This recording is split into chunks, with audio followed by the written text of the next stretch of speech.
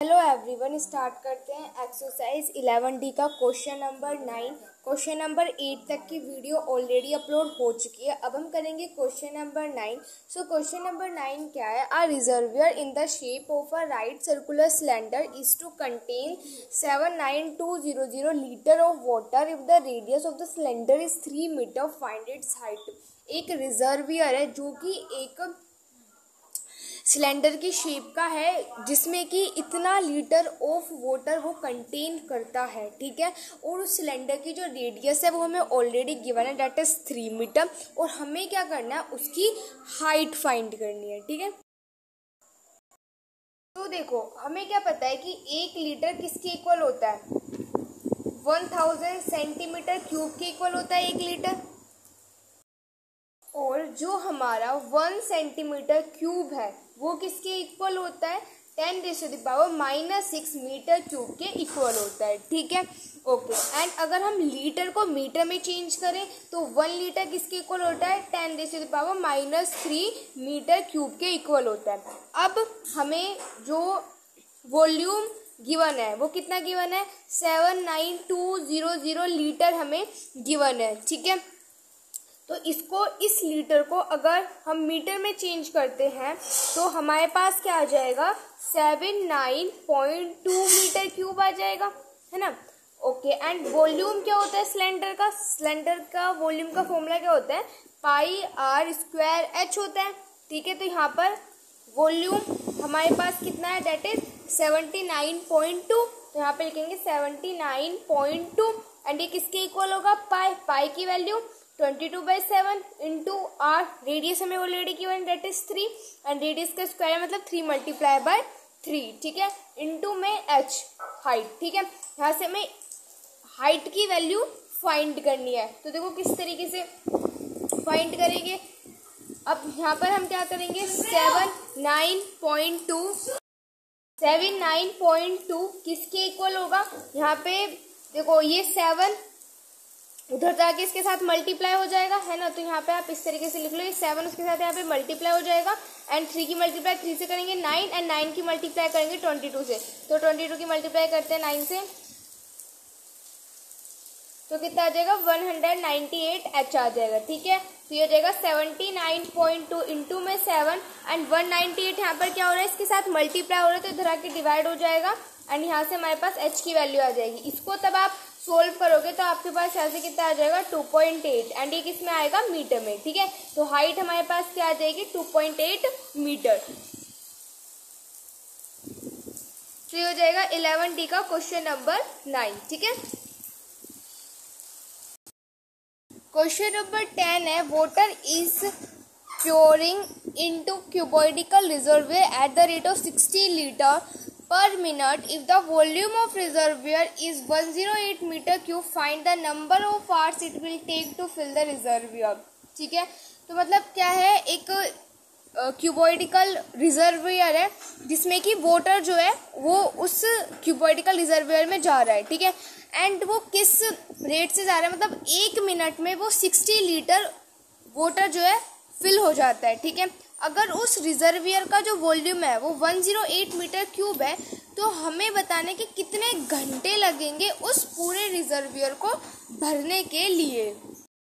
Question number 10 में हमें क्या गिवन है? वॉल्यूम गिवन है, ठीक है। तो यहाँ पे हम वॉल्यूम लिख लेते हैं कि वॉल्यूम हमें कितना गिवन है। तो वॉल्यूम हमें कितना गिवन है? That is 108 metre cube given है, ठीक है। And volume of cuboidical reservoir, ठीक है। तो क्यूबॉइडिकल रिजर्वियर का वॉल्यूम क्या हो जाएगा, ठीक है। अब जैसे कि हमें मीटर क्यूब में दिया हुआ है, अगर मैं इसको सेंटीमीटर में चेंज कर दूं, सेंटीमीटर क्यूब में कर दूं तो 1 मीटर क्यूब किसके इक्वल होता है?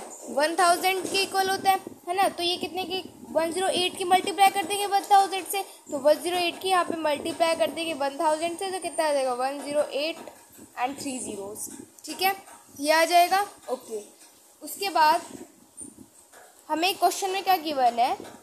रेट ऑफ वाटर फ्लो क्या दे रखा है कि 60 लीटर जो है वो 1 मिनट में भर जाता है, यही गिवन है ना भाई, 60 लीटर जो है वो एक मिनट में भर जाता है। ठीक है, अब हमें क्या निकालना है, रिक्वायर्ड नंबर ऑफ आवर्स, कि कितने घंटे में वो पूरा कंप्लीट फिल हो जाएगा, यही निकालना है।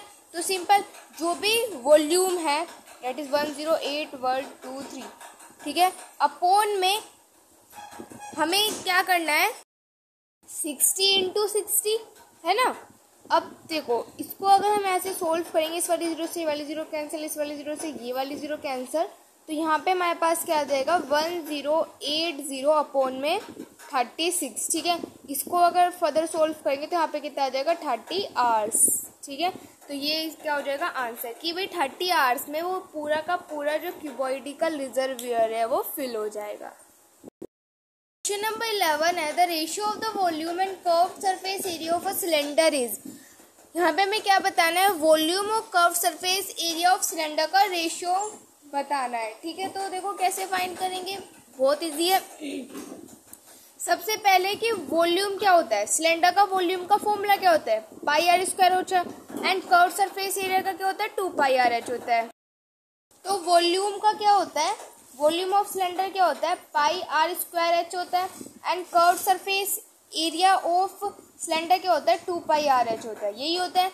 अब हमें इनका रेशियो बताना है। रेशियो का मतलब क्या है कि इन्हें क्या करना है, हमें डिवाइड करना है। तो इस वाले h से ये वाला h कैंसिल, इस वाले r से यहाँ पे 2 r है तो एक r कैंसिल, इस वाले पाई से ये वाला पाई कैंसिल, क्या बचे यहाँ पे r/2, मतलब r/2। ठीक है, यहाँ पे ऑप्शन नंबर बी जो है वो करेक्ट आंसर हो जाएगा। क्वेश्चन नंबर 12 में यहाँ पर असर्शन रीजन दिया हुआ है, तो सबसे पहले असर्शन को रीड करते हैं। तो असर्शन क्या है हमारे पास, the volume of a cuboid of length L, breadth B and height H is this. तो क्या वॉल्यूम ऑफ क्यूबॉइड यही होता है LB प्लस में H? नहीं, क्या होता है, तो फिर वॉल्यूम ऑफ क्यूबॉइड होता है length into breadth into height.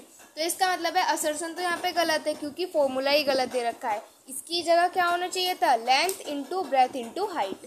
Reason देखो, volume of cuboid is the product of length width and height. देखो नीचे ये चीज़ एक्सप्लेन की हुई है कि जो वॉल्यूम होता है क्यूबॉइड का वो क्या होता है प्रोडक्ट। प्रोडक्ट मतलब मल्टीप्लाई, किसका मल्टीप्लाई, लेंथ का, विड्थ मतलब ब्रेथ एंड हाइट। तो length into breadth into height का प्रोडक्ट होता है। ठीक है, तो असर्शन तो गलत है, रीजन सही है। तो कौन सा ऑप्शन करेक्ट हो जाएगा, option number D. Option number D क्या है कि भाई असर्शन गलत है लेकिन रीजन क्या है, सही है। ठीक है, तो यहाँ पे एक्सरसाइज 11D होती है कंप्लीट। अभी स्टार्ट करेंगे नेक्स्ट एक्सरसाइज नेक्स्ट वीडियो से। If you like my video please like share and subscribe. Thanks for watching.